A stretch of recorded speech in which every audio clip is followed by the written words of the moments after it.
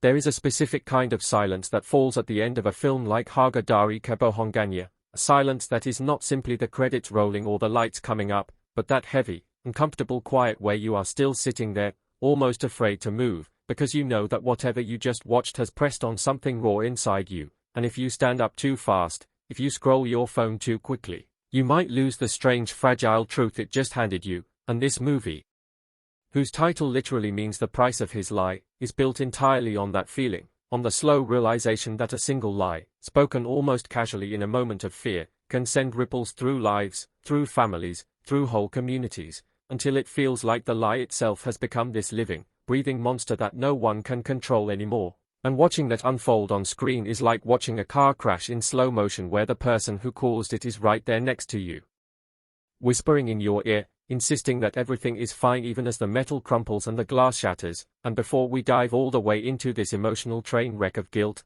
love, and morality, I want you to imagine this. You wake up one morning, you check your phone, there is a message that if anyone ever saw it, it would burn your life down in seconds, and with one little lie, one small rewrite of what happened, you make that message disappear, or at least you think you do, and that is where Harga Dari Kebohongannya begins, not with a gunshot, not with a big dramatic explosion, but with a quiet decision, a tap on a screen, a whisper that should have stayed honest but does not, and that is the kind of story that does not just entertain you, it accuses you, it makes you rewind your own life and ask, what was the price of my lie, and did I ever really pay it, or did someone else pay it for me? And as we get deeper into this review and start unpacking how this film plays with that question, how it builds suspense and emotion not out of big plot twists but out of very small, very human choices, I want to invite you to stay with me, because this is not going to be a light, surface-level chat about pretty shots and cool music. This is going to be an excavation of shame,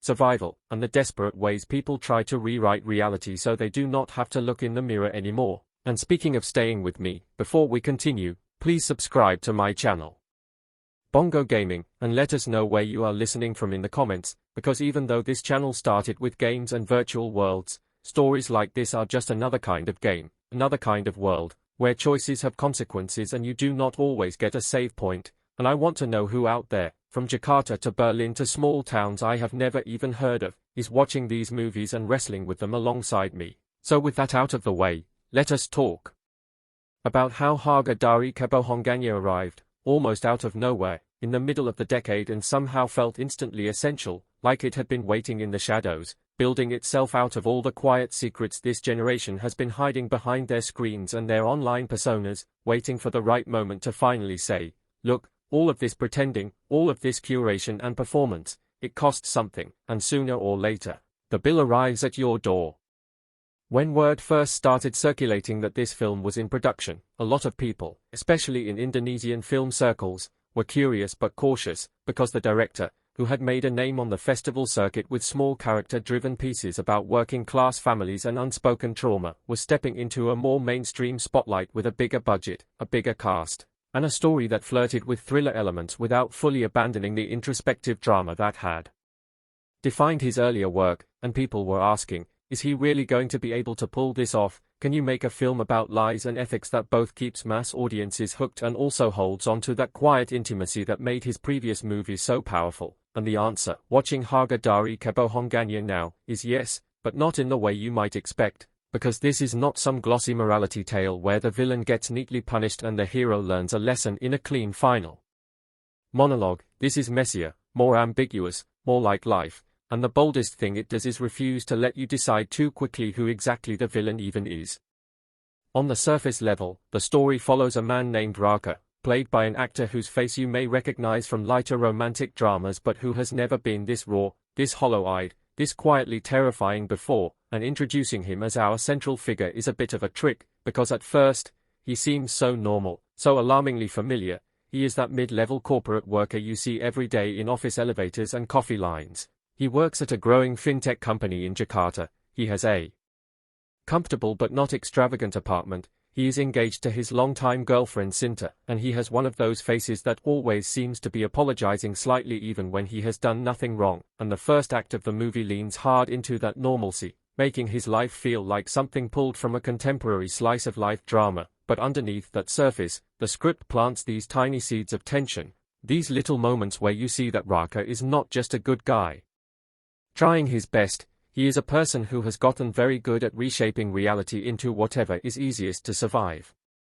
Early on, we learn that the company he works for is handling user data in very sketchy ways, manipulating numbers to impress investors, glossing over security flaws, and a big part of Raka's job is to help clean up the messes, to rewrite the reports, to send out the reassuring emails, to make sure that as far as the outside world is concerned, everything is fine, everything is secure, everything is ethical. And you can almost feel him telling himself, I am not really lying, I am just protecting my team, I am just buying time, everyone does this. And that is the first chilling thing the film does, it makes you watch someone practice lying at work until it feels like muscle memory, until one day, when the lie becomes personal, he does not even hesitate. The moment that sets the whole plot in motion is, again, not some huge dramatic explosion, it is a phone, a notification, a few lines of text that should never have been sent, and the context is one of those corporate nights we all sort of recognize. Raka and his colleagues are at a bar after working late. There is a tepid celebration about the company securing another round of funding. Everyone is half drunk and half exhausted. And in the background, on a TV mounted over the bar, there is a news report hinting at a data leak from a tech company whose logo looks suspiciously familiar, but no one really pays attention because their own little world seems safe. And then Raka's phone buzzes, and the look on his face shifts. The camera, in a move that will be repeated again and again throughout the film, pushes in slightly, not too showy, not a big crash zoom, just a quiet movement that says, remember this is important, and on the screen, we see the message, a screenshot of an internal chat thread where someone at the company jokingly admits to deleting user complaints, a screenshot that came from Raka's own account, forwarded to a journalist, and in that moment, his breathing changes, because he knows he did not send that, but someone did it from his login, someone has used his identity to blow the whistle, and this is where the character work really kicks in, because a different protagonist might have panicked in a different way, might have immediately called a lawyer, might have rushed to find the real whistleblower and protected them, but Raka, whose whole life is built on quietly fixing problems by making them seem smaller than they are, goes into cover-up mode almost automatically. The person who sent the screenshot, we learn, is his colleague and close friend Adi, an idealistic data analyst who has grown increasingly uncomfortable with the company's lies and finally decided to do something, thinking that using Raka's login would shield him, and the film shows you enough of Adi's face, in flashbacks and in awkward office conversations, to make you care about him, to make you understand that he is not naive. He knows this could destroy his career, but he cannot keep participating in a system that gaslights users and buries complaints, and in a very realistic moment of ethical cowardice, Raka, when confronted by the company's ruthless head of compliance, denies any knowledge of the leak and, under pressure, suggests that Adi might have accessed his account, and that little shift of suspicion, that subtle redirect, that one lie, is the core of the film. From there, the story becomes a sort of slow-burning spiral, where the immediate fallout is not even that dramatic. Adi is quietly suspended, there is a half-hearted internal investigation, the company puts out a press release blaming a rogue employee, and on the surface, life goes on, but what the film is really interested in is what happens inside Raka after that choice, what happens to his relationships, to his sense of self, to the version of himself that he presents to Sinta, to his mother, to God in his late-night prayers, and to us, the audience, who are stuck right there in his head whether we like it or not. One of the clever things the script does is keep the timeline very tight but emotionally dense. The main events unfold over a relatively short span, but every day feels like a new test, a new way for the lie to sink deeper hooks into his life, and the filming style matches this slow suffocation, with a muted color palette that makes even sunny Jakarta afternoons look slightly overcast, slightly drained, as if the city itself is holding its breath. Before we go further into the plot, let me pause here and say that if you have not seen this movie yet and you prefer to go in mostly unspoiled, this is a good point to decide how much you want to know, because while I will not break down every single twist, I am going to talk about some key developments and emotional beats that the marketing wisely left out of the trailers. And those moments hit especially hard if you walk into them without too much preparation, but if you are the kind of viewer who likes using reviews like this as a companion while you watch, almost like having a friend sitting next to you whispering thoughts during the quieter parts, then stay, because what we are really talking about now is not what happens but why it hurts, why it feels so uncomfortably familiar to watch someone dig their own moral grave in such tiny, believable steps.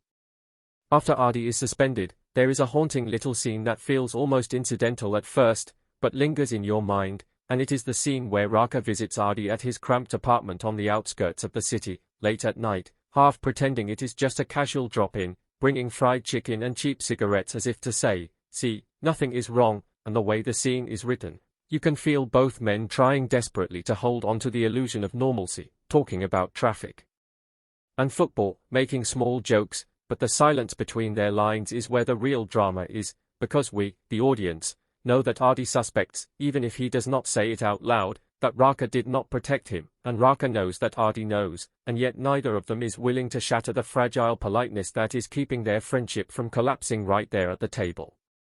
The camera lingers on their hands, on the way Raka's leg keeps bouncing under the table, on the way Ardi's mother in the next room coughs occasionally, a reminder that he is not just losing a job, he is risking his ability to support his family, and when Ardi finally asks, very softly, if anyone else from the office has reached out, Raka lies again, saying that everyone is too scared, that they are all worried but cannot say anything, when in reality, he has seen the group chat full of memes mocking the whistleblower, full of people distancing themselves from Ardi as fast as possible, and this second lie, told to a friend already bruised by the first, is where you start to feel the title of the film tightening like a noose, because the price of a lie is not paid all at once, it is paid in installments, in those little betrayals that you tell yourself are kindness. Beyond Raka and Ardi, the film builds a surprisingly rich tapestry of side characters, none of whom feel like simple symbols, and that is crucial, because for a movie about ethical choices to work, the people affected by those choices need to feel real, not just like plot devices, and here the standout is Sinta, Raka's fiancée, who could easily have been written as a simple moral anchor or a suffering partner, but instead is given her own arc, her own secrecy, and her own relationship to truth.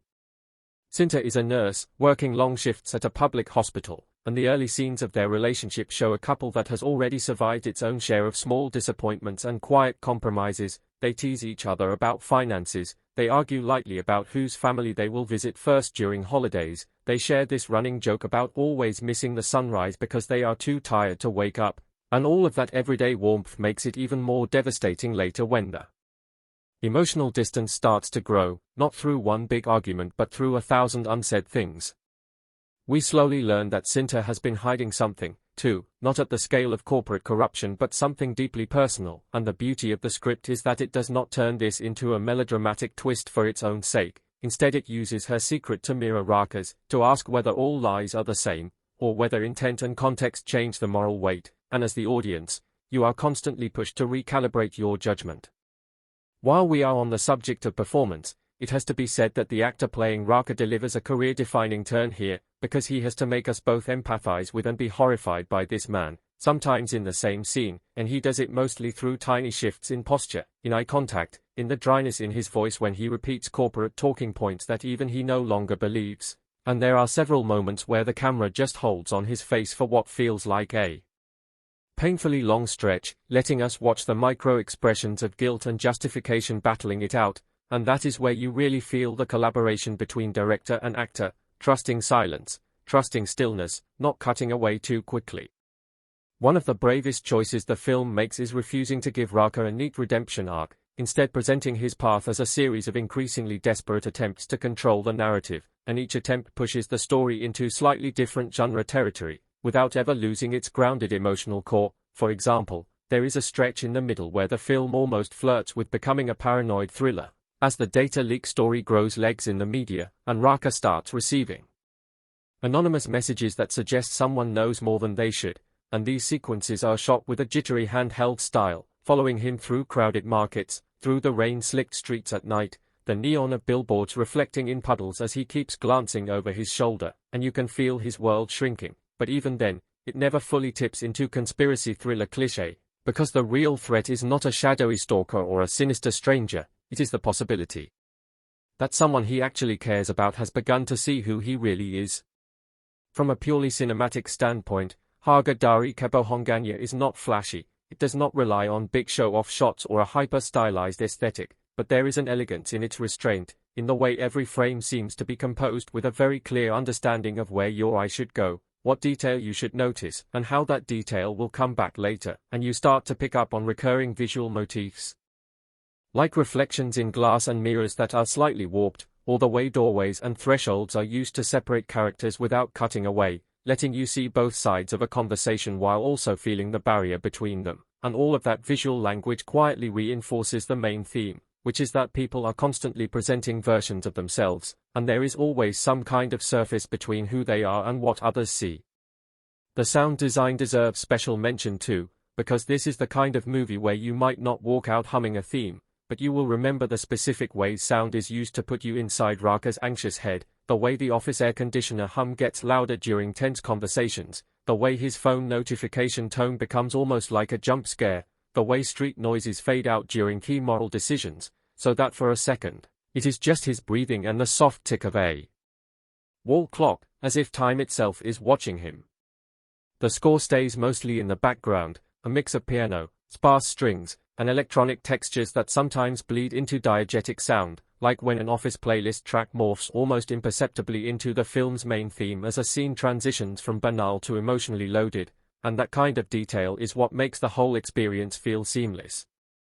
Thematically, this movie is obviously about lies, but that is almost too easy a word for what it is really digging into, because we tend to think of lies as these clear, sharp things. This statement was true, that one was false, but here, the film is much more interested in the gray area, the half-truths we tell to protect people, the stories we tell ourselves about why we made certain choices, and the bigger social structures that reward or even require those small distortions of reality. And as someone who grew up online, in a culture where social media has blurred the line between our real selves and the selves we curate, watching Raka constantly reshape his own actions in his mind feels painfully modern.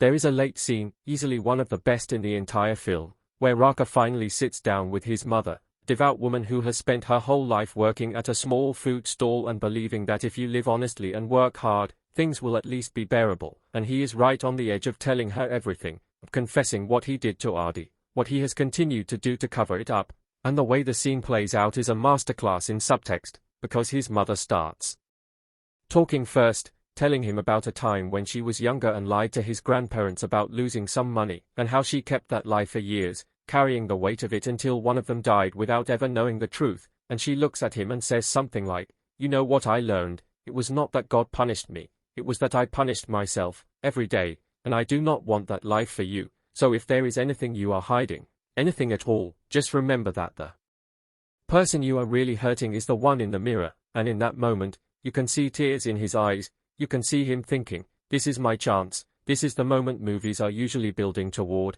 the cathartic confession, the hug, the absolution, and the script cruelly, brilliantly, does not give it to us. He smiles, he says he is fine, he lies to his mother's face, and you can feel a collective exhale in the theater, a sort of horrified recognition, because how many times have we all done some version of that, looked someone we love right in the eye and told them the version of ourselves we wished were true instead of the one that actually is.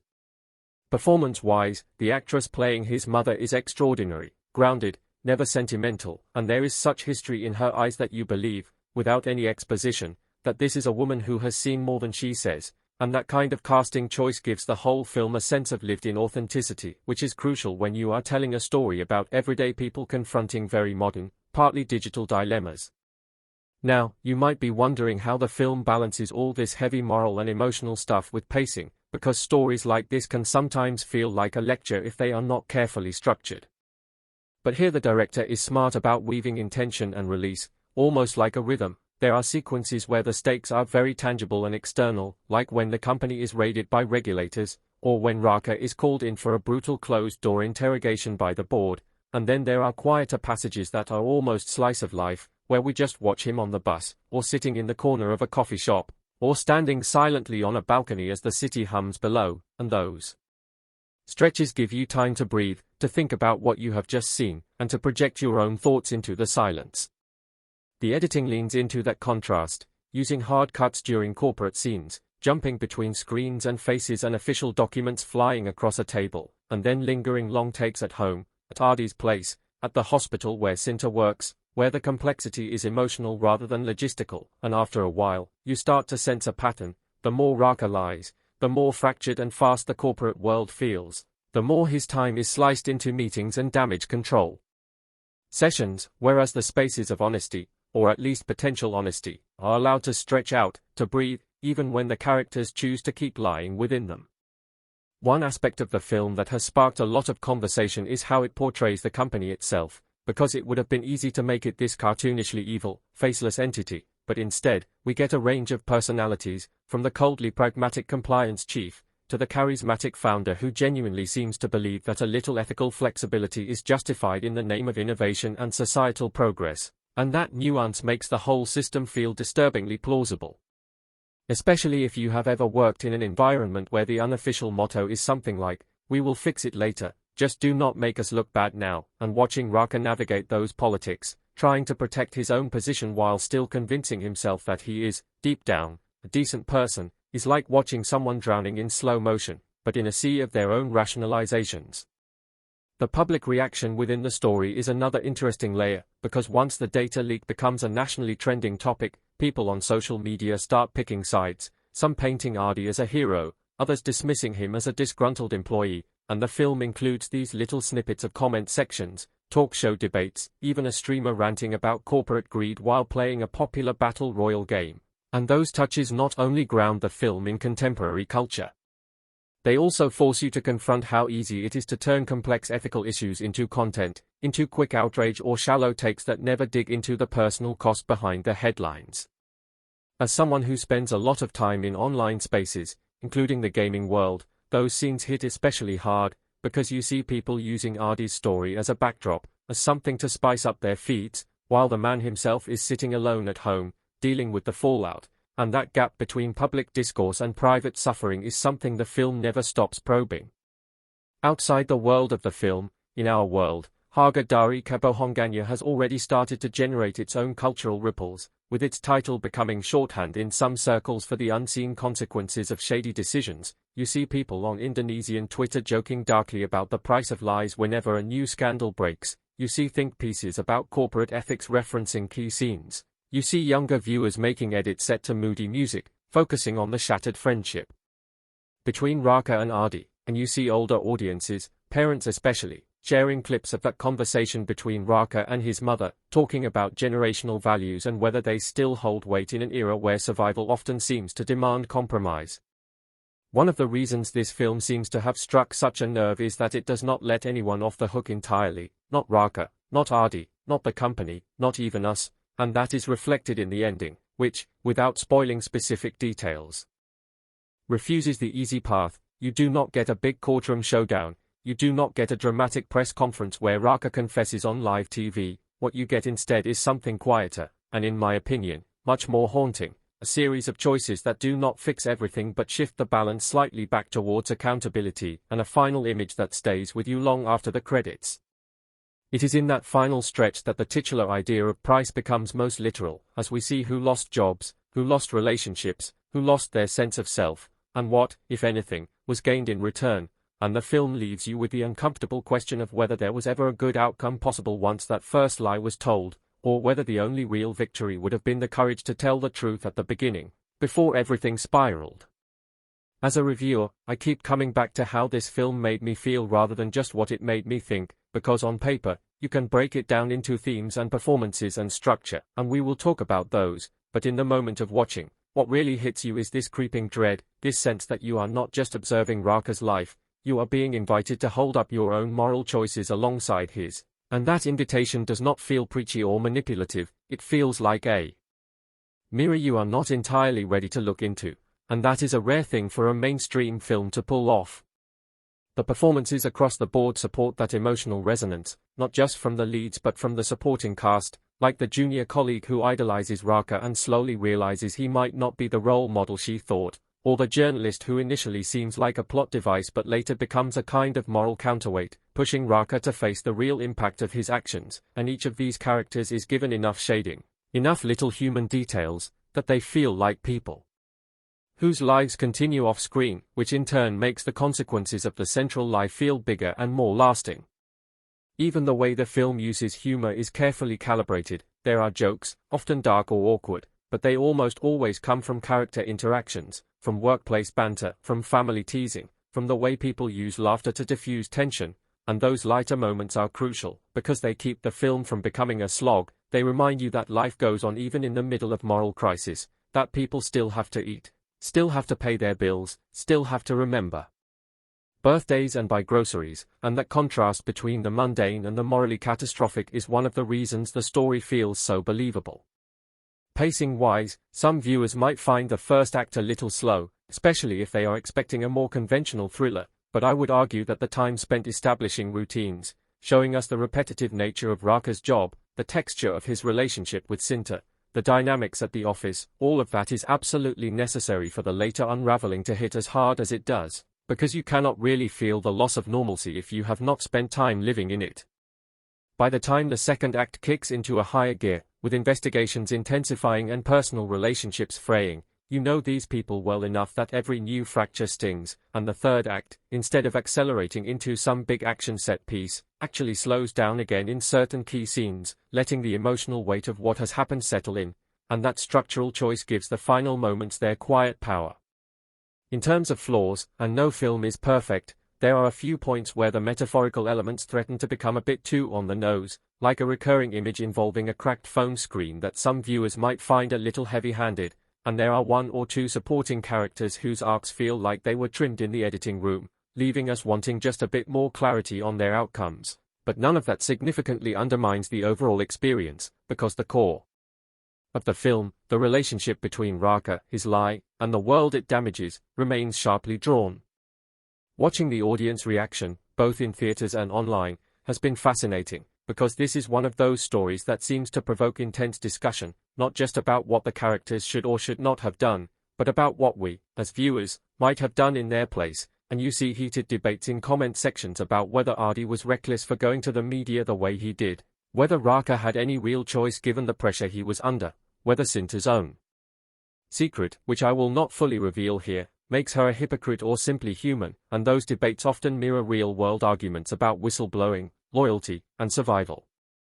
The cultural context is important here, because Indonesia, like many societies, has a complex relationship with authority, communal harmony, and speaking out, and the film taps into that without ever turning itself into a lecture on sociology. Instead, it just shows you how those cultural expectations play out in very specific characters' lives, and then lets you connect the dots. For viewers outside that context, there is still plenty that feels universal, because the basic tension between truth and self-preservation is not unique to any one country, but for those who do recognize the specific references, like the way older characters talk about not bringing shame to the family, or the way online outrage cycles feel eerily familiar to recent real-life scandals, there is an added layer of resonance. What I love about Harga Dari Kebohongannya is that it respects the audience enough to leave space for that kind of interpretation. It does not spell everything out, it does not end with a big monologue explaining the moral, and in an era where a lot of entertainment is terrified of being misunderstood, that restraint is refreshing.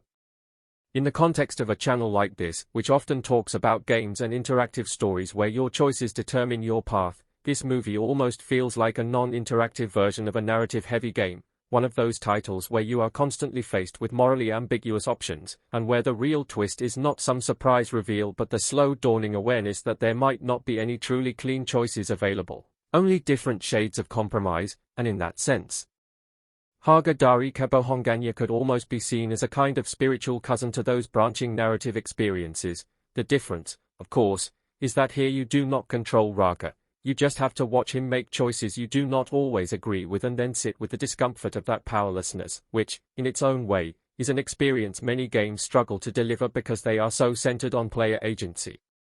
From a production standpoint, it is also impressive how the film balances intimacy with scale. You feel the smallness of Raka's apartment, the claustrophobia of cramped meeting rooms, the fluorescent buzz of late-night hospital corridors, but you also feel the largeness of the system he is caught in, the vastness of the digital networks he helped manage, the sheer number of unknown users whose data was mishandled. And that blend of micro and macro stakes is part of what makes the title work on multiple levels. The price of his lie is not just his guilt or his career, it is also the erosion of trust on a societal level, and the film never lets you completely forget that broader frame, even when it is focusing tightly on one man's breakdown. Thinking about whether I would recommend this film is almost a funny question, because on a purely technical level, yes, absolutely, the acting is strong, the writing is thoughtful, the direction is assured, but the more important question might be, are you ready for what it will ask of you? Because this is not the kind of movie you put on casually while half scrolling through your phone. It really does demand your full attention, not in some pretentious art house way, but in a very direct, humane way. It wants you to sit with discomfort, to empathize without necessarily excusing, to reflect on the lies in your own life that maybe never blew up into national scandals but still had a cost, still left someone hurt or confused or less trusting. If you do watch it, and I hope you do, give yourself some time afterwards. Do not immediately rush into another piece of content. Maybe sit in the credits, listen to the soft closing track, which by the way is a gorgeous song that weaves in the main piano motif and a simple, almost lullaby-like vocal, and let the images replay in your mind, the phone screen lighting up in the dark, Artie's defeated half-smile, Cinta's look of quiet fury when she finally learns enough of the truth to see Raka clearly, his mother's weathered hands as she stirs a pot of boiling broth, unaware of the storm her son is in, and then ask yourself, if I were in his place, what would I have done? And would I have the courage to look in the mirror afterwards? As a final thought, what makes Harga Dari Kebohongannya linger is not just its indictment of corporate misbehavior or personal cowardice, though both are present and powerfully portrayed. It is its compassion, its understanding that people are shaped by fear, by love, by obligation, by systems much larger than themselves, and that while that does not absolve them of responsibility, it does make their failures tragically understandable. And in that understanding, there is room not just for judgment but for growth, for the possibility that recognizing the price of a lie might make us just a little less willing to tell one next time, or at least a little more honest about who is going to end up paying. There are images from this film that will stick with me for a long time. The way Raka's reflection fractures in a train window as the carriage rattles past a graffiti-covered wall, the overhead shot of him standing alone in a crowded mall, everyone else moving around him at normal speed while he seems frozen, the close-up of a simple, unsigned apology note that may or may not ever be read by its intended recipient, and each of those moments feels like a small, cinematic reminder that truth and lies are not abstract concepts, they are lived, felt, carried in bodies and gestures and silences, and putting that on screen with such clarity is an achievement worth celebrating, even if what it shows us is sometimes hard to face. So, if you are still here with me, thinking about all of this, maybe replaying scenes in your own mind or even confronting memories from your own life, then this film has already done its work, and this conversation, this review, is just an extension of that work, another mirror held up, another chance to ask yourself who you are when no one is watching, and whether the story you tell about yourself is really as honest as you would like to believe. And I will leave you with the question that echoes over the final frames of the movie and in some ways over this entire discussion. What is the real cost of a lie that starts small enough to tuck inside your pocket, small enough to call harmless, small enough to soothe someone you love for just one more day, and then grows teeth you didn't see coming until you wake up bitten and bleeding and wondering when the truth went missing, because that's the heartbeat of Harga Dari Kebohongannya, a 2025 Indonesian drama that moves like a shadow across a wall you've stared at your whole life, only now you can't pretend you don't see the flicker anymore, and I'm telling you, this one got to me in ways I didn't anticipate, because it doesn't scream, it breathes, it waits, it lets you fall in love with its quiet, everyday textures before showing you how the smallest bend in the truth can split a family like a hairline crack that becomes a canyon, and right away, before I even dive into how it does that, I want to bring you along with me, lean in close, settle in, and let this thing unfurl. Before we continue, please subscribe to my channel Bongo Gaming, and let us know where you are listening from in the comments, because I want to know which city or corner of the world is sharing this screen with me tonight, and I promise we're going to take our time, not because this movie is slow in the boring way, but because it's patient in the true way, the way that trusts the viewer to carry the weight of a moment without being told where to place it. And that patience is the first clue that Harga Dari Kebohongannya isn't here to shock you with fireworks as much as it is to sit beside you in the dark and ask a question you can't dodge. What price would you pay to spare someone you love a minute of pain, and who pays the interest when the minute runs out? So picture this, released in 2025 with a kind of soft, deliberate rollout that matches its personality, the kind of film that lands first in a few curated theaters, earns whispers, then a wider release that finds families, not just cinephiles, sitting shoulder to shoulder, because the hook is universal, and the craft is local in the best sense. steeped in the sound of rain on zinc roofs and the gold of dusk through slatted windows, a soundtrack that hints without pushing, a camera that holds just long enough to make you think the next frame is yours to imagine. And that's the magic, because even before I talk characters and performances and the way the final act tightens every knot it knotted earlier, I want you to taste the space this film creates. One of those spaces where the everyday is treated like treasure, where a plastic fan turning in a cramped living room says more about the season of a family than dialogue ever could. And the story, spoiler-controlled, because the twists aren't twists so much as inevitabilities that feel new when they arrive, centers on Nisa, a young woman in that fragile, crucial age where the ground under your choices is still wet and every footprint leaves a track you'll have to account for later, and she loves her father, Pak Jaya, with the kind of loyal, aching tenderness that makes you understand the lie before she even tells it, and the lie, at first, is simple. It's a shining thing she holds up between her and the disappointment that's been circling their home for years, like a mosquito whining that no one can catch. She tells her father she's secured a scholarship in the capital, that she'll study business, that this is the doorway, finally, to a life where her father's hands won't have to smell like engine oil and rain. And the way the film stages that scene is brutal in its sweetness. The father's world narrows to his daughter's face, pride coming off him like heat, neighbors drifting in, hugs, the mother's jumbled laugh cry, impromptu prayers, a big pot of instant noodles becoming a feast because that's what people do when hope shows up unexpected, and right there, you know that hope is about to be the hungriest guest at their table. And Nisa, played with this utterly believable mix of resourceful and scared, starts living the lie, not in a cartoonish way, but the way people actually do, in little maintenance gestures, rented photos of a city she never enters, borrowed textbooks placed carefully on a bed in a boarding room that's supposed to be hers, video calls that don't work because the campus Wi-Fi is bad, and I promise, the film doesn't treat her like a villain, it treats her like a person drowning in a shallow pool while everyone cheers because they think she's swimming, and from a review perspective, that's the piece that grabbed me by the throat. There's no melodramatic villain here, no mustache-twirling boss or convenient blackmailer showing up with a grainy photo, it's just life, the slow, grinding pressure of expectations and debt and the way a single white lie can become a scaffolding you can't climb down from without shattering whatever you've built on top of it, and Nisa's circle of characters, each bringing their own storms, deepen the frame. There's Ibu Shri, the mother who never stops stirring pots, stirring worry, stirring tenderness that comes out sideways as annoyance when she's too tired to translate it into gentleness. There's Danny, the childhood friend who suspects something is off not because he's nosy but because he's known her voice since they were small and he hears the tremble under the cheer. There's Raka, a factory supervisor in the textile mill where Nisa actually works, a man in his 30s who thinks he's being kind by looking the other way when she fakes a sick day, not realizing he's another stitch tightening around her. And there's Pak Jaya, Pak Jaya, an old motorbike mechanic with shoulders that have learned to fold in on themselves with night.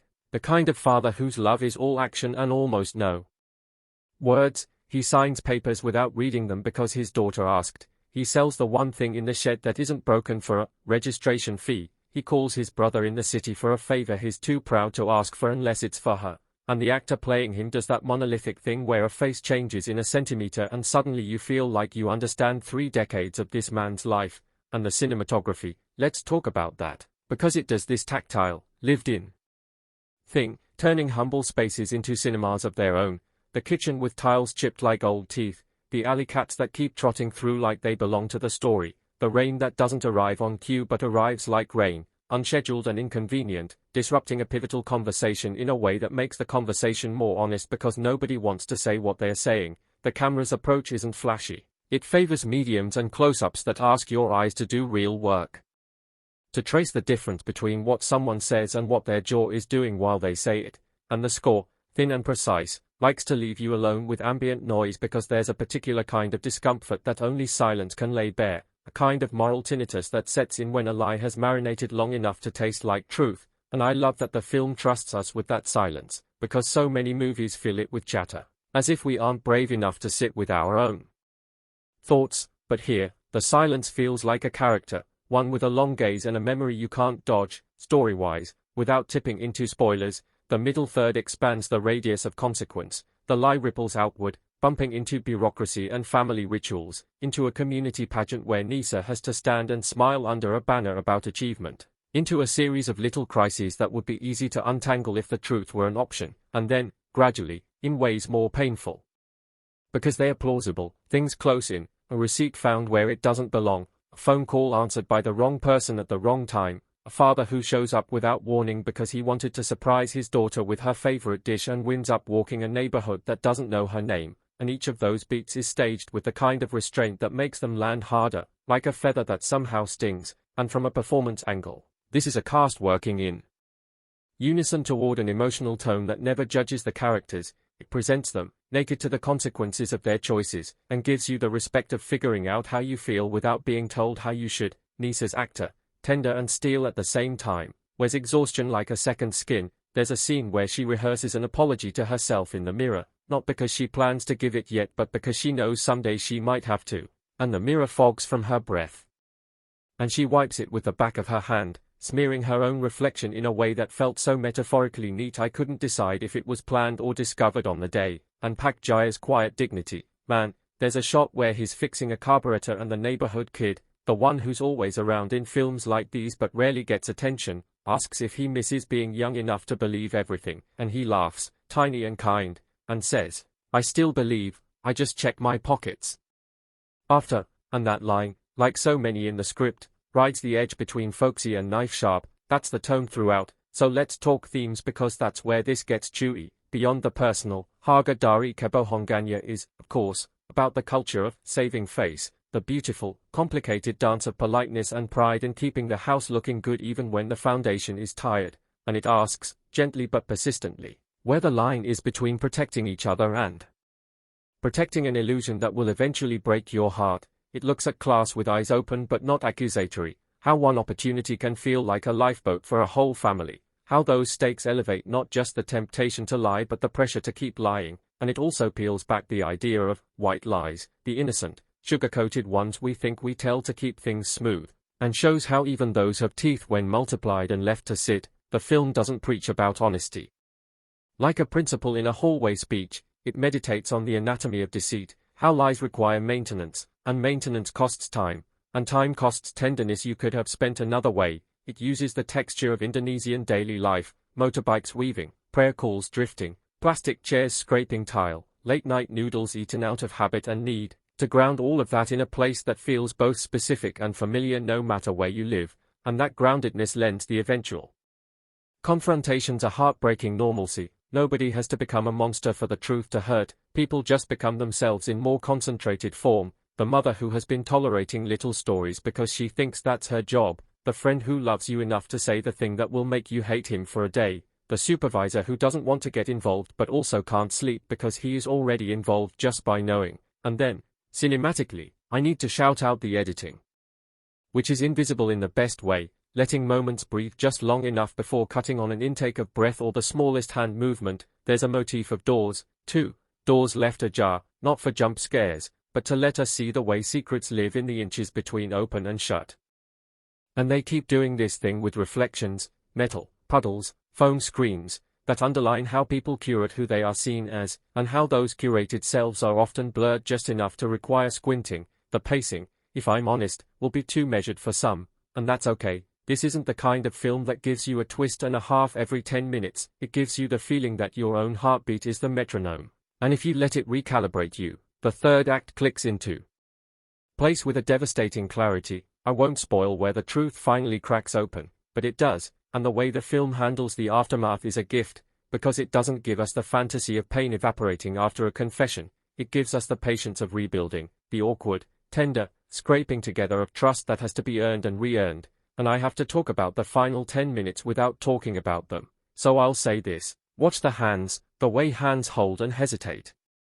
Hands set things down, hands reach halfway, hands make tea, because the body knows before the brain is brave enough to agree. And in terms of audience reaction and cultural impact, it's the kind of movie that sends people out quiet, not because they didn't feel anything, but because they felt too much to name yet, and when the words come, they are often personal, people telling their own little lie stories. A father admitting he pretended to have work so his kids wouldn't see him idle. A daughter confessing she stretched the truth about a grade because she couldn't bear her mother's face. And I've seen the way conversations like that ripple, even online where the reflex is to be sarcastic. There's a softness under the jokes, a recognition that the price of our lies is paid in little interest payments we forget to log until the account is overdrawn. And yeah, memes happen. A line about, every debt has its due date, travels because it hits exactly that balance of witty and true.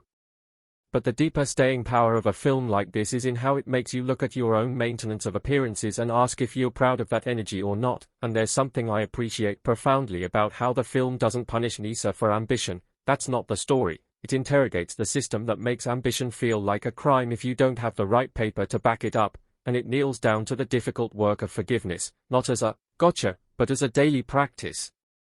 To me, the success isn't just in the strong performances or the elegant craft, it's in the way the movie refuses to make despair the hero, consistently insisting that truth, even when it hurts, is an act of love, and that feels radical in a quiet way, like a candle refusing to be dramatic about being a candle, just providing warmth because that is what it does. One more note on performances because they really are the engine here. The actress playing Nisa has a way of swallowing a word that makes you feel like it kept traveling into her lungs, and the actor playing Pak Jaya does this hitch in his inhale that made me think of how parents edit their sadness mid-breath, so their kids don't have to carry it. The supporting roles are beautifully cast, too. Nobody feels like they wandered in from another movie. Even the smaller characters get a lasting image. The neighbor who always waters plants at the worst time.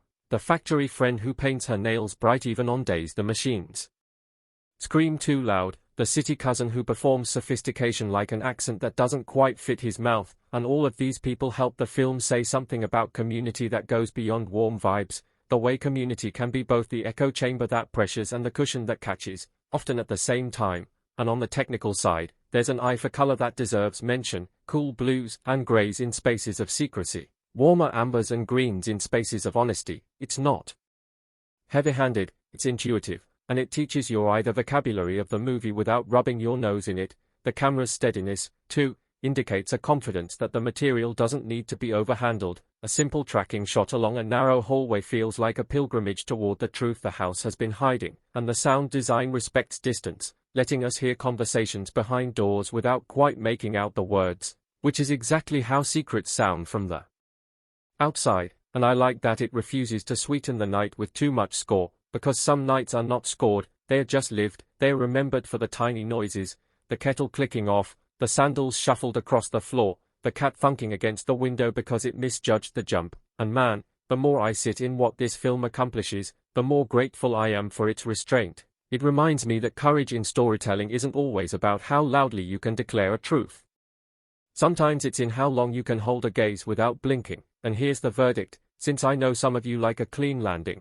Harga Dari Kebohongannya isn't trying to be everything to everyone. It's trying to be honest with and about its characters. It's trying to make you feel the tensile strength of a single lie stretched across a life, and in that, it succeeds with a precision that'll leave you rechecking your own stories. I think it's a must-watch for anyone who appreciates cinema, that trusts the audience, that believes emotion can be a slow burn without losing heat, that understands the spectacle of a heartbeat changing its pace. And if you're the kind of viewer who needs constant plot fireworks, you might struggle with the restraint, but if you give yourself to it, you'll find the fireworks are in your chest, popping hours later when a small memory from the film returns, a glance, a touch, a quiet sentence that you can't stop peeling apart for its layers. And that, to me, is the highest compliment, that the movie doesn't end when the credits roll. It keeps unspooling inside you like a thread you didn't realize you were holding, until you look down and see it looped around everything. I'll close with this, not a spoiler, but a feeling. The price of a lie isn't only paid in the moment you're caught,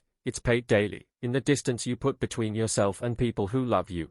And this film, with compassion and steadiness, invites you to bridge that distance, one true sentence at a time. So yeah, if you can, see it with someone you'll want to talk to after, and be gentle with yourselves, because we have all been Nisa, and we have all been Pak Jaya, and if cinema is a mirror, this one reflects us with a gentleness that's firm enough to matter and soft enough to trust, and that's why it's still turning over in my mind long after the screen went dark, asking me the question it asked at the top. What is the real cost of a lie, and am I brave enough to pay in truth instead? Which is why, again, if this connected with you, stay with this channel, share your thoughts, tell me what moment felt like yours, and if you want me to go deeper into specific scenes or talk about the craft in even more detail, I'm here for it, and I'll ask you the question we ask at the end of these deep dives, because you know I've got more to say if you want it. There are certain films that do not just roll across the screen and disappear from your mind with the credits. Certain stories that crawl under your skin and stay there, whispering questions long after the projector has gone dark, and Harga Dari Kebohongannya is one of those stories, a film that does not arrive with explosions or superheroes or big spectacle, but with something much more dangerous, a quiet, ordinary lie. The kind of lie that feels so small in the moment you tell it that you almost convince yourself it has no weight at all, and then, slowly, patiently, it starts to cost you everything. And when I say everything, I do not just mean money or status or reputation, I mean your sleep, your friendships, your ability to look in the mirror without flinching, because this is a movie that treats one man's dishonesty like a stone dropped in water, then follows the ripples as they spread through his entire life, through his workplace, through the fragile trust of the people who love him, and in some ways, through the society around him. And to talk about this movie is to talk about ourselves, about the stories we tell to survive and the prices we pay for those stories, sometimes without realizing we are paying. So if you are watching this and you feel like maybe that sounds a little heavy for a night's entertainment, good, because it is heavy, it is supposed to be, but it is also gripping, tense, intimate, and disturbingly relatable. And before we dive into the world of this 2025 Indonesian drama, before we walk into the soul of a man who chooses a lie over the truth and then has to live with that choice, I want to say something I always say when we are about to get this deep into a story. Before we continue, please subscribe to my channel Bongo Gaming, and let us know where you are listening from in the comments, because even though this channel was born out of gameplays and boss fights and loot drops, what we are really here for is narrative, for choices and consequences, and those gut punch moments where a character on a screen makes a move that makes you pause and think, would I have done the same? And I love seeing from the comments how people from all over the world bring their own experiences to these discussions. So drop your city, drop your thoughts, and now, let us walk into this film together. Harga Dari Kebohongannya, The Price of His Lie, lands in 2025 at a moment when stories about truth and deception feel almost unbearably relevant, when our feeds are filled every day with leaks, confessions, cover-ups, and carefully crafted statements from people caught doing things they do not want us to see. And on the surface, you might think, okay, another morality tale about a bad guy who gets what is coming to him. But that is not what this movie is, and that is not why it has stuck with so many people. What this movie does is far more uncomfortable and far more honest. It gives us a man who is not purely evil, not purely good, but terrifyingly normal, and then it shows us, step by step, how he talks himself into a lie, how he dresses it up as necessity, as loyalty, as love, and how that lie takes on a life of its own. Our main character is Raka, and from the moment we meet him, there is something familiar about him. He is not larger than life, he is mid-level in the corporate structure of the Jakarta fintech company where he works, mid-level in wealth, mid-level in confidence, mid-level in that vague, floaty sense of happiness you see in people who are not exactly miserable but definitely not fulfilled either. And the film introduces him in a way that feels almost like a documentary. The alarm goes off while it is still dark, his hand fumbles for the phone, he scrolls through notifications with half-closed eyes, he stands in the tiny bathroom of his apartment, brushing his teeth in silence, staring at his own reflection, and you can already feel it. The life he is living is not quite the life he imagined, but it is close enough to pass, and that, close enough, is where people get dangerous. He works at a sleek, fast-growing digital finance company, one of those startups that likes to talk about disrupting old systems and giving power back to the people, but whose office is full of people quietly panicking about numbers, about investors, about user data. And Raka's role is not glamorous. He is part of a team that monitors complaints, security incidents, data anomalies, and his job, very simply put, is to make problems go away. And that wording is important, because the way you define your job changes how you see your own ethics. If you tell yourself, I am here to help users and protect their data, you are one kind of person. If you tell yourself, I am here to make problems go away, you are another. And Raka has long since slipped into the second category without realizing it. Early in the film, we get a sense of his competence. He is the guy people in the office call when something is wrong, the guy who will stay late to make sure an angry user gets some carefully written apology email, the guy who knows which buttons to push to make a minor security glitch look harmless in the weekly report. And in a way, that is where the tragedy starts, because the company rewards him for that, praises him for his flexibility, for his discretion, and little by little, he starts to wear those words like a badge of honor. even as they slowly erode his inner sense of right and wrong. At home, he has Cinta, his fiancée, a nurse whose world is about as far from the glossy startup office as you can get. Her life is fluorescent lights, tired patients, blood tests, crying families, and the practical, daily work of trying to keep people alive in a resource-strapped public hospital, and their relationship is drawn with such simple, lived-in detail that it feels real immediately. The shared toothbrush cup, the takeout containers with cheap rice and sambal, the way they bicker lightly about whose turn it is to do the laundry, the messages they send during breaks, little photos and jokes that say I am tired but I am still here, and you believe they love each other, you believe they have been through their share of small storms and come out okay. That grounding is important, because as we are drawn deeper into the moral mess of the story, it matters that we remember Raka is not just an employee, he is a partner, a son, a friend, someone whose choices ripple into the lives of people who have nothing to do with corporate politics. The inciting incident of the film is, fittingly, small, a notification on his phone, a screenshot, a digital trace of a truth someone wanted to bring to light. Late one night, after another long day of firefighting minor issues at work, Raka is at a cheap bar with a handful of colleagues. There is loud music, half-finished beers, a birthday cake for someone whose name he barely knows, and in the background, the TV is quietly playing news about a different company's data breach, another scandal in a long line of scandals that people shake their heads at and then scroll past. And in that blur of tired laughter and forced celebration, his phone buzzes. The film does something beautiful with this moment. The sound drops just a little, the room's noise dulls, and the glow of the screen lights up his face, isolating him in a small circle of cold light, and on that screen is a message from an unknown number, a screenshot of an internal company chat where someone jokes about suppressing user complaints and manipulating records, and at the bottom of that chat, very clearly, is his own name, his own username. The next message says, "You didn't send this to me, but your account did. You should know what's happening with your login." That is it.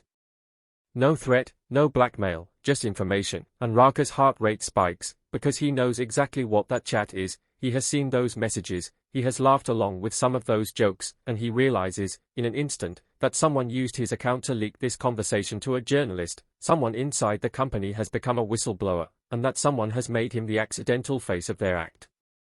This is where another movie might have jumped straight into high-octane thriller territory, with mysterious calls and car chases and shady men in suits, but Harga Dari Kebohongannya takes a different route. It stays in the smallness, in the panic that tightens your chest when your digital identity is compromised, in the way you look at your own colleagues with sudden suspicion, in the way you replay every interaction in your mind, trying to figure out who knew your password, who had access to your computer left unlocked during a cigarette break. That night, we watch Raka walking home alone through damp, neon-streaked streets, the camera hanging back just far enough that he looks a little swallowed by the city, and you can practically hear the thoughts racing through his head. Though the film keeps us in silence, trusting the actor's performance to carry the moment, his shoulders tense, his jaw clenched, his fingers scrolling and scrolling through old chats, old emails, searching for clues. It does not take long before he pieces it together. Adi is a colleague, a data analyst, one of those quiet people in an office whose presence you feel more in spreadsheets and code than in conversation, but who, when you do talk to them, surprises you with dry humor and sharp, idealistic opinions.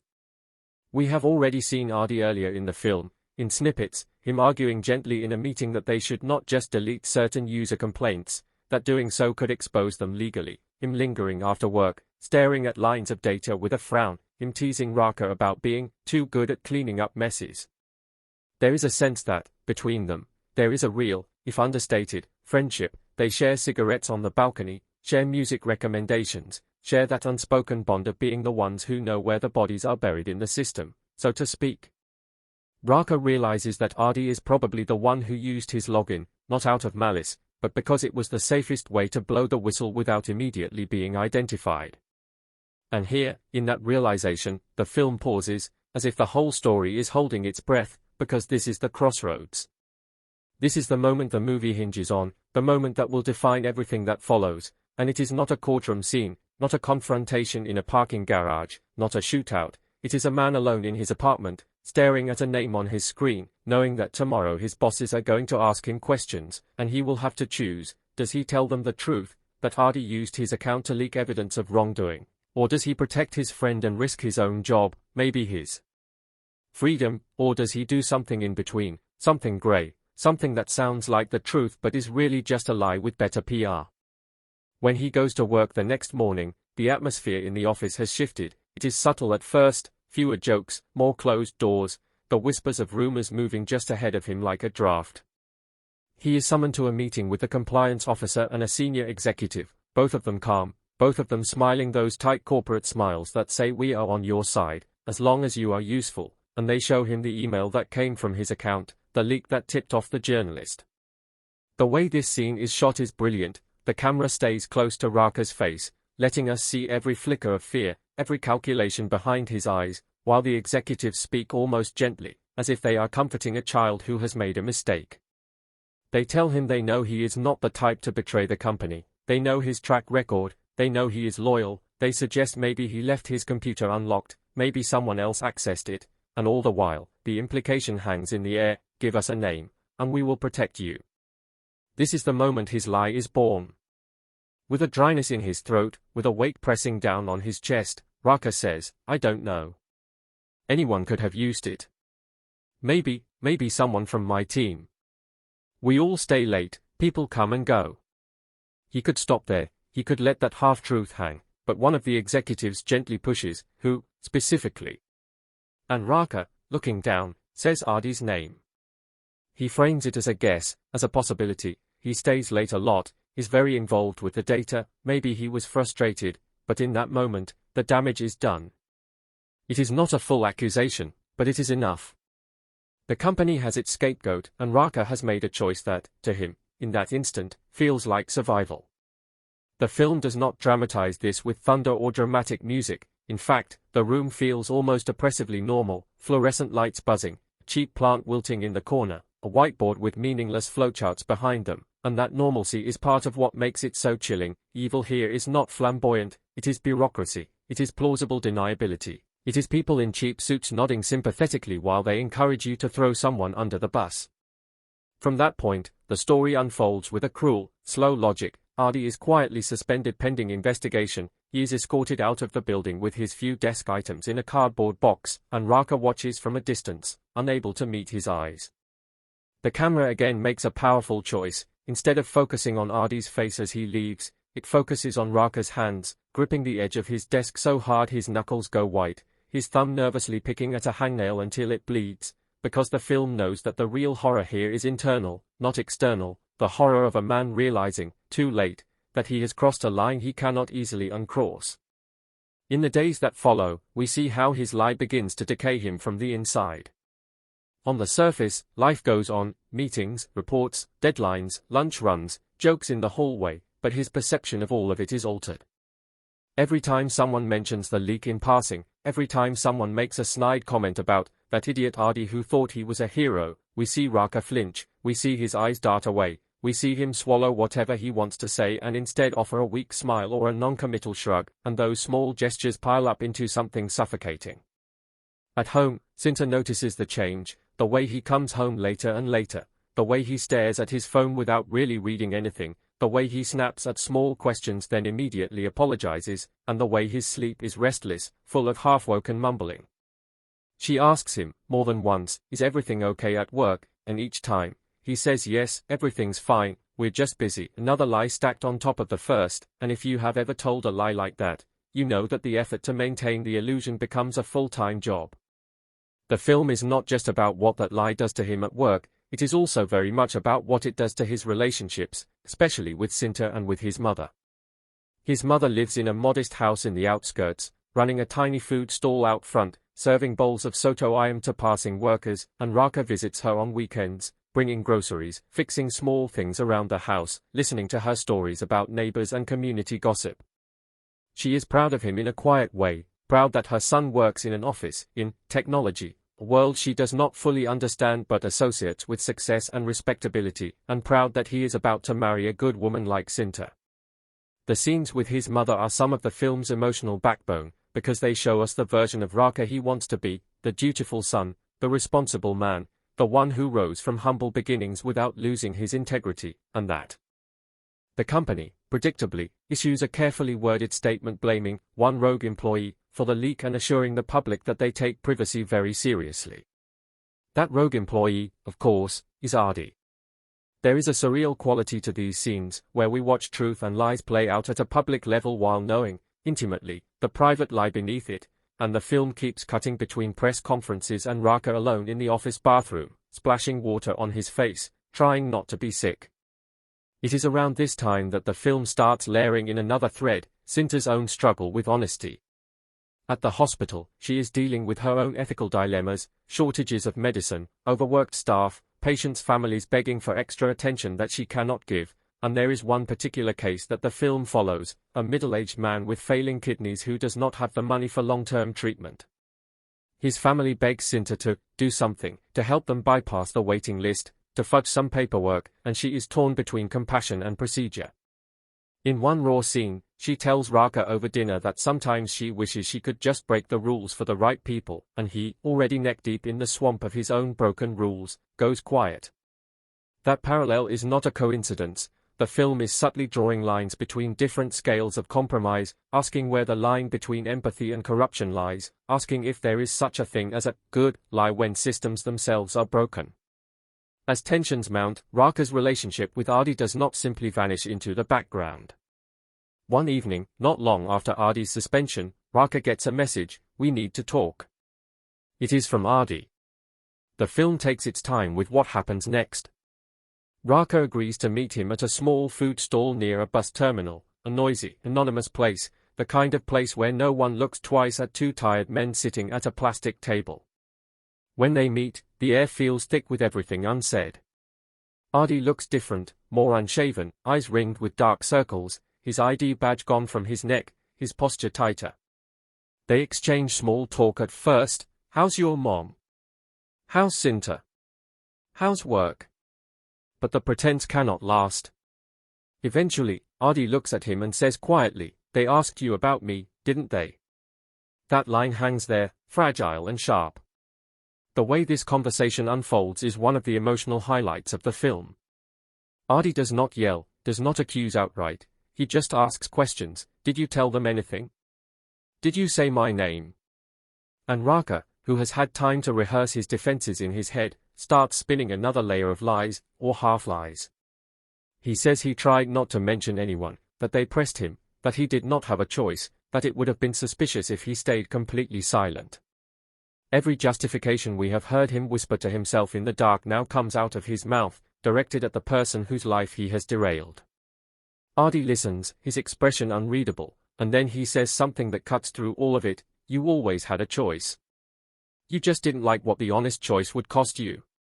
There is no melodrama in his voice, just tired clarity, and that line crystallizes the core of the film's thesis. Most of the time, when we say we had no choice, what we really mean is that we did not like the options that being truthful would give us. The conversation ends without catharsis. There is no tearful reconciliation, no violent outburst. Artie stands up, leaves a few crumpled bills on the table to pay for his drink, and says, "I thought you were different," before walking away into the night. That framing, him disappearing into a crowd while Raka stays sitting, rooted in his lie, is quietly devastating. As the story moves into its second half, the external pressure ramps up. The government's regulatory body starts sniffing around the company, investors are nervous, there are whispers of criminal charges, and suddenly the narrative the executives crafted about a lone, rogue employee does not seem strong enough to hold.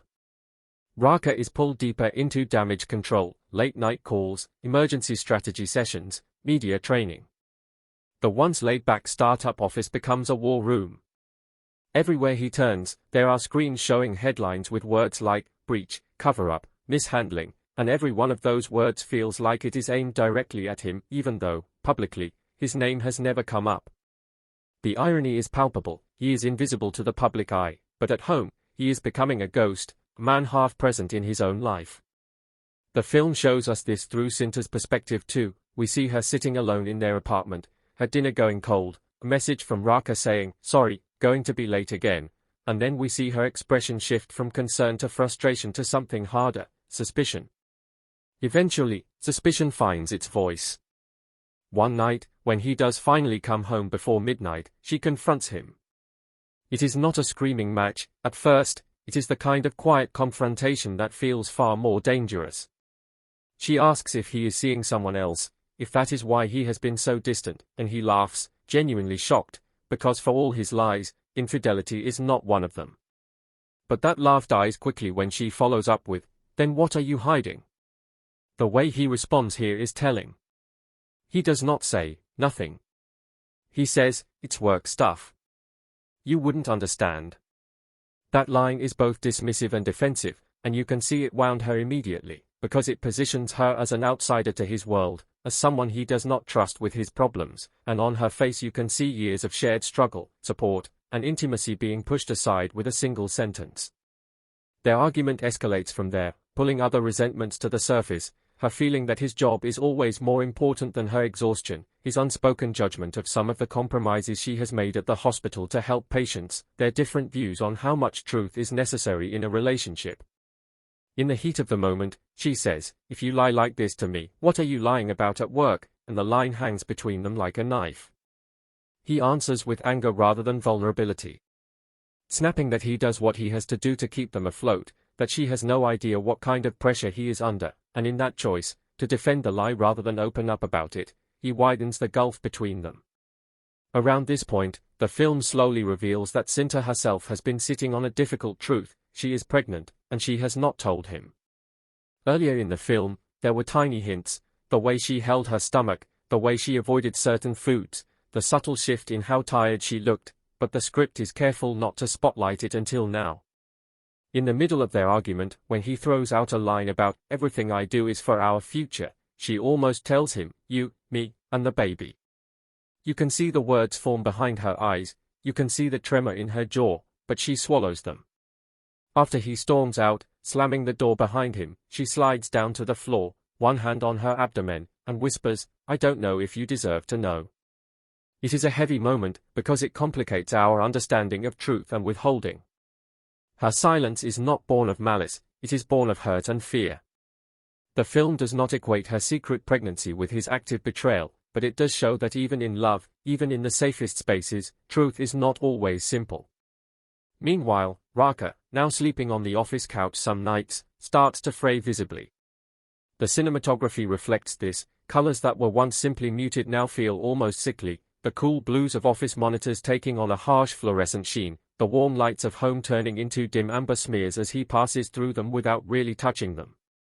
There are sequences where we are almost locked into his perspective as he scrolls through news comments, through endless streams of strangers arguing about the scandal at his company, strangers calling for the head of the traitor who leaked the data, strangers demanding justice, strangers dismissing it all as overblown. The sheer volume of opinion becomes a kind of white noise, a chorus of judgment that he cannot escape, even though almost no one knows he exists. One of the smartest decisions the film makes is to resist the urge to bring law enforcement crashing into Raka's personal narrative. There is no detective hounding him, no thrilling cat-and-mouse game. Instead, the real pursuer is his own conscience, and that shows up in subtler, more insidious ways, the way his hands shake slightly when he types another email massaging the truth, the way he avoids certain colleagues' eyes, the way, in one quiet scene, he wanders into a mosque near his office during lunch break and just sits in the back, not praying, just staring at the floor as the recitation floats over him. In that space, surrounded by people who are, at that moment, aligning their bodies and voices in an act of submission to something greater than themselves, his isolation feels profound, and the film lingers on that image long enough for it to sink in. The story's third act begins to coalesce when the regulator's investigation starts to hit harder. Internal emails are requested, logs are dug up, and suddenly the trail Raka thought was blurred begins to come into focus. He realizes that if anyone looks closely enough, they will see the pattern, his reports, his adjustments, his omissions. The lie he told about Adi was not a one-off, it was built on a foundation of smaller, earlier compromises, and as the auditors start to tug at various threads, that entire fabric begins to come apart. The company executives, sensing that more serious trouble is on the horizon, begin to change their tune. Conversations that once were all about protecting the team turn into talk about limiting liability. In one terrifyingly polite meeting, Raka is told, in corporate speak, that they may need to demonstrate cooperation with regulators by offering up some responsible individuals to show that the company is serious about reform. In other words, they are looking for scapegoats beyond Artie now, and Raka feels the noose tightening. He goes home after that meeting to find Cinta packing a small bag. The argument from before has not healed. If anything, the silence that followed has made everything worse. She has decided to go stay with her sister for a while. She tells him she needs space to think, and she does not say the word divorce, but it hangs there, a storm cloud on the horizon. In a raw, desperate moment, he grabs her arm and says, "Don't leave. Not now. I need you." And she turns, eyes brimming, and replies, "Then you should have trusted me before now." It is not said cruelly, but it lands like a verdict. He lets her go. Later that night, alone in the apartment, he finds a small envelope in a drawer, addressed to him in her handwriting. Inside is the pregnancy test, and a short note that reads, "I wanted to tell you when I still believed we were honest with each other."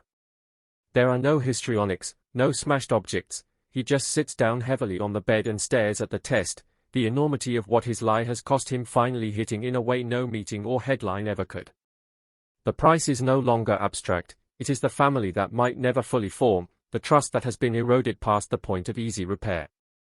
It is at this low point that the film does something interesting. It circles back to Artie, not as a ghost haunting Raka, but as a living person trying to find his own way forward. We see him in a job interview that goes badly once they notice the gap on his CV and the mention of the scandal at his old company. We see him sitting with his mother, who asks quietly if he regrets what he did, and he says no, but his eyes are tired. We see him walking past a newsstand where the latest article about the investigation is displayed, his own role boiled down to a line or two of text. His story is not romanticized. Being a whistleblower has cost him dearly, and the film acknowledges that without blinkers. Yet, there is also a quiet dignity in the way he continues, in the way he refuses to rewrite his own past to make it more comfortable. There is a moment where he records a video statement for an independent journalist, telling his side of the story more fully, and in doing so, the film lets us hear the truth that has been drowned out by corporate spin and public speculation. Through that statement, he mentions that someone else knew, someone else could have told the truth and didn't, and while he does not name Raka, it is clear he is talking about him. That video, uploaded to a platform and shared, becomes another ripple in the water, another mirror held up. Raka sees it, of course.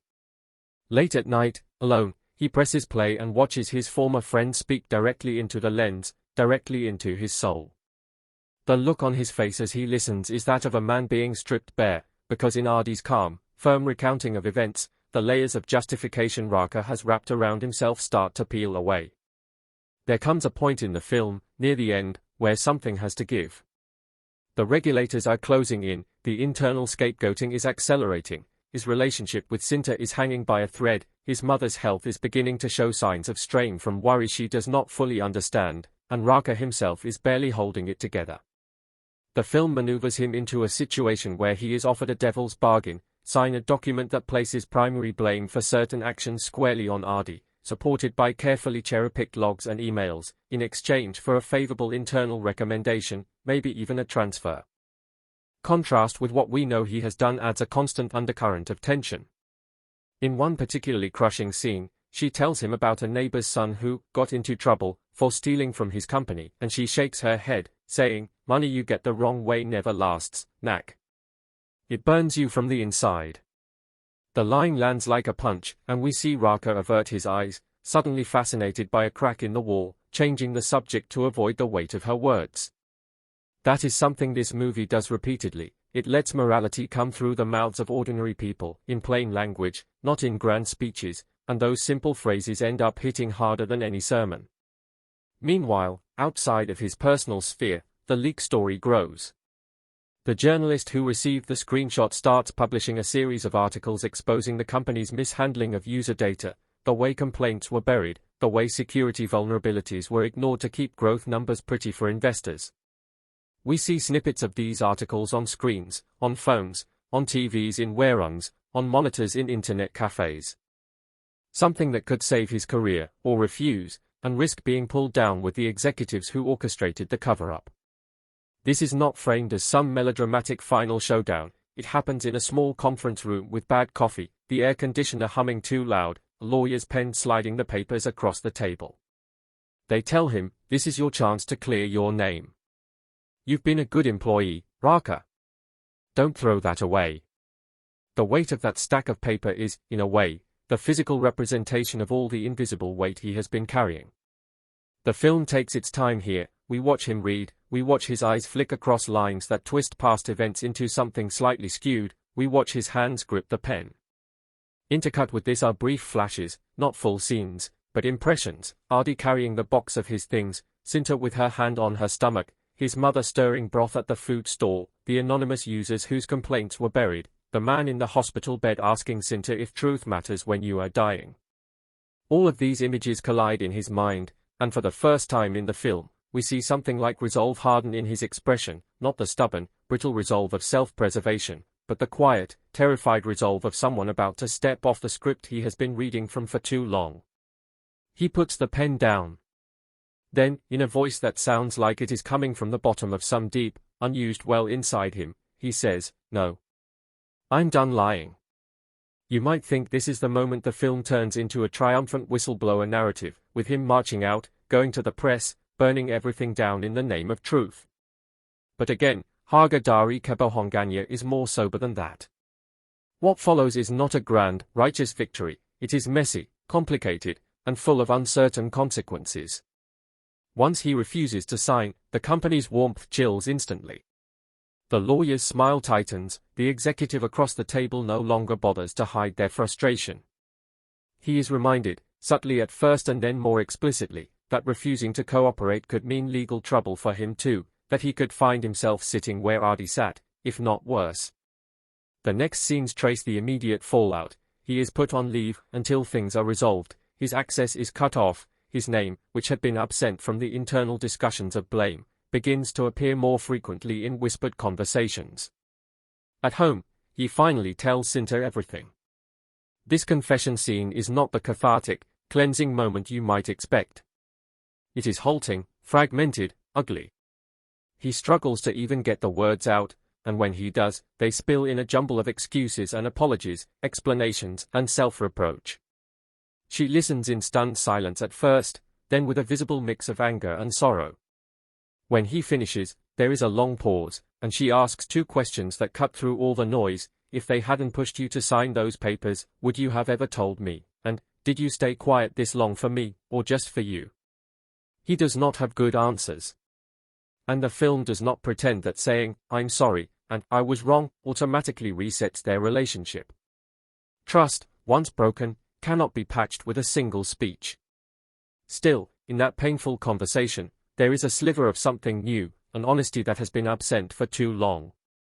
For the first time, she sees him clearly, and he allows himself to be seen, not as the competent provider, not as the good son, not as the guy doing what he has to do, but as a flawed, scared, deeply compromised human being. It is not a resolution, but it is a beginning of one. With his professional world crumbling and his personal life hanging in the balance, Raka makes a decision that is less about heroism and more about finally owning the price of what he has done. He goes to the regulators himself, outside of any company framing, and tells them the truth, not in a way that absolves him, but in a way that includes his own guilt alongside that of the higher-ups. We do not see every detail of his testimony. The film is not interested in the legal minutiae.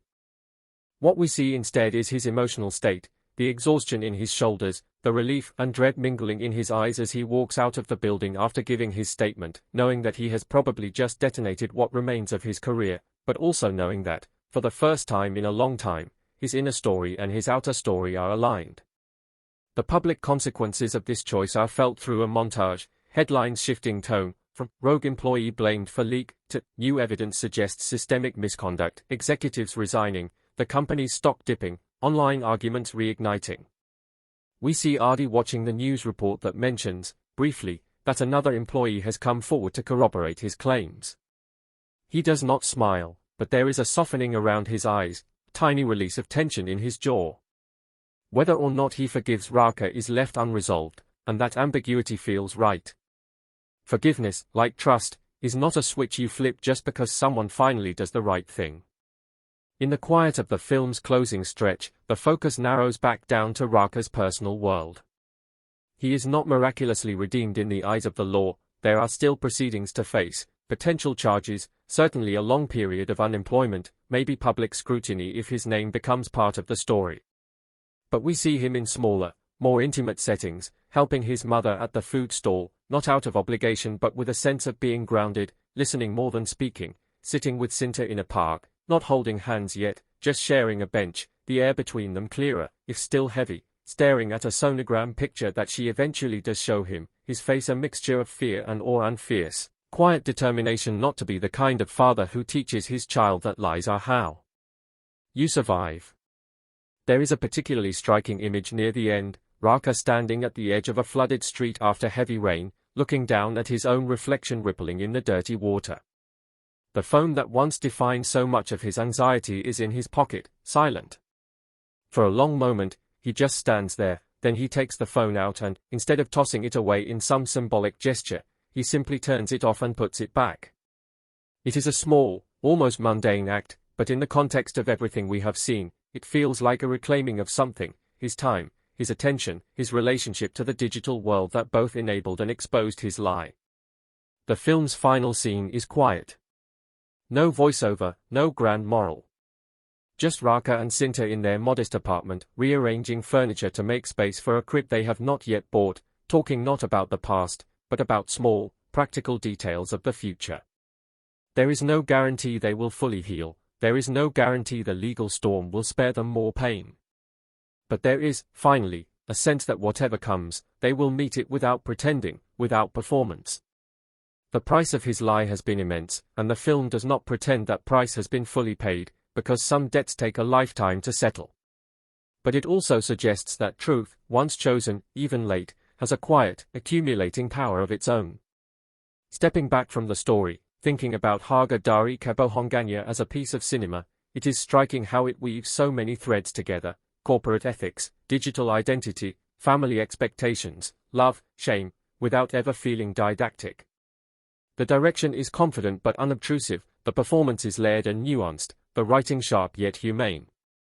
The pacing is patient, trusting the audience to sit with discomfort, to connect dots without being spoon-fed. In a year crowded with loud, flashy releases, this film stands out by being almost aggressively flashy, by believing that the sight of a man choosing whether or not to sign a document can be as tense as any car chase if we understand what that choice means to him and to the people around him. The cultural resonance of a story like this in 2025 cannot be overstated. We are living in a time when lies travel faster than ever, amplified by algorithms and echo chambers, and when the line between a personal secret and a public scandal can be crossed by a single screenshot. Watching Raka's lie mutate and spread, watching how it warps not just public narratives but private realities, feels like a reminder, or maybe a warning, that we are all playing with fire when we treat truth as something flexible, something to be bent for convenience. But the film is not hopeless. It does not say, everyone lies, so nothing matters. On the contrary, it insists that lies matter precisely because truth, however painful, still has weight, and that each individual decision, to cover up or confess, to look away or look in the mirror, accumulates into the kind of world we all have to live in. Watching this as someone who spends a lot of time thinking about stories, both in games and in films, what struck me most was how interactive it felt emotionally, even though it is obviously not something you can control. You are constantly invited to imagine your own choices in Raka's place, to test your own moral boundaries against his. Would you have taken the risk to protect Adi? What if the truth was a bridge you were too afraid to cross, and a lie was the raft you kept rebuilding every night just to make it through till morning? Because that's the question Harga Dari Kebohongannya hangs in the humid air and leaves there, beating on the skin of every scene until it's not just a movie anymore but an ache you recognize, and right from the first frame this 2025 drama doesn't come at you with sirens and speeches. It slips into your space like the evening, the street lamps flicker on, the neighborhood stall lifts its torp, someone, somewhere, tells a small story they swear is harmless, and the camera witnesses it without judgment, and yet you feel judged by yourself. Not for the lie, but for the way you've learned to live with it, and I'm here to tell you, this film understands that the price we pay isn't always loud or cinematic, sometimes it's a quiet tax collected in glances, in swallowed words, in nights that go a little too long and mornings that come too soon. And before we get fully lost inside it, let me pull you into the circle. Before we continue, please subscribe to my channel Bongo Gaming, and let us know where you are listening from in the comments, because I want to picture you where you are, headphones on, couch or commute, sharing this screen with me as we step through this story's careful rooms together. Alright, so, context and release. This one landed in 2025 in that understated way that fits it like a tailored shirt, not a fanfare. Not a billboard on every corner, more like a rumor you keep hearing from people you trust, the kind of film friends press into your hands with a look that says, I don't want to explain it, I want you to feel it. It started in select theaters, and people came out hushed, then texted 5 friends, the way good stories travel faster than campaigns, and as it widened, neighborhoods rather than markets found it. Because the story fits in living rooms and kitchens, it fits in the passenger seat when someone needs to talk but doesn't know how, and in that sense, even the streaming drop felt like a return home rather than a strategy. And the title, Harga Dari Kebohongannya, The Price of Her Lie, carries a promise the film keeps with patience, with restraint, with an eye for the small that grows large when we're not looking. We follow Laura's, a garment worker and mother in a riverside district where the laundry looks like flags of all the family's private weather, and her boy, D8. Smart like kids are before adults teach them to perform being smart, and the premise is as everyday as it is harrowing. Laura's lies to her son about his father, tells him he's away on a long contract, out on a ship, phones unreliable, promises faithful, while the truth sits in a place too sharp to hold barehanded. And if you've ever told a child a story to soften a blow, you know this place. And the film refuses to paint Laura's as a villain, refuses to turn the lie into a neon sign above her head. Instead, it shows us the conditions, the pressure cooker of a house that's still a home even when it wheezes, a workplace where the machines talk louder than people, a neighborhood that means well and meddles more, and the camera doesn't flinch, it just listens, watches, and lets you do the math that makes your heart go quiet in your ribcage. And look, I'm not going to spoil the plot's careful escalations because this movie thrives on the slow tightening of everyday screws, not the bolt of a sudden twist. But here's the shape of it. Laura's writes letters from the sea in a hand her son can recognize but not question. She stashes coins in an old biscuit tin to fund little surprises from father. She keeps the world turning with improvisations that start to demand more creativity than any one person can reasonably conjure. And then the school sends an invitation for a Father's Day assembly. Dear parents, bring your stories. Stand on stage, brag a little, clap a lot, and suddenly a lie that lived comfortably in the privacy of bedtime stories finds itself stepping out into daylight where it has to dress up and shake hands. Enter Iko, the neighbor who fixes radios and refuses to fix his own life, a kind man with a talent for disappearing when things get heavy, and he becomes the hinge upon which Laura's lie swings wider, not by design, not by villainy, but because kindness is a currency too, and sometimes it buys the wrong thing. And Iko starts reading practice passages with Adi, showing him how the light on the river changes, bringing along a silly pocket knife trick that makes the boy gasp. And when you hear Adi say, he's like Papa, your stomach drops in recognition, not dread. Would you have gone to the regulators sooner? Would you have told your partner the truth before the crisis forced your hand? These are not hypothetical questions, they echo, in small ways, in our everyday lives, in the emails we send, in the secrets we keep, in the stories we tell about why we did what we did. Harga Dari Kebohongannya takes those small, everyday moral negotiations and magnifies them just enough that we cannot look away, and in doing so, it holds up a mirror that is as uncomfortable as it is necessary. So, if you are considering whether to watch this film, ask yourself not just if you want to be entertained, but if you are willing to be challenged, to sit with a character who will frustrate you, disappoint you, and ultimately, maybe, make you feel a strange mixture of anger and empathy. If the answer is yes, then this is a story worth your time, worth your attention, worth the emotional energy it asks of you. And when it ends, when the final frame fades and you are left alone with your thoughts, do not rush to fill the silence. Let it echo a bit. Ask yourself what in your own life carries a hidden price, what truths you have not yet fully paid for, and what it would mean to start. Because that, more than any plot twist or stylistic flourish, is the real power of this film. It does not just tell you about the price of his lie, it quietly asks you to consider the price of yours.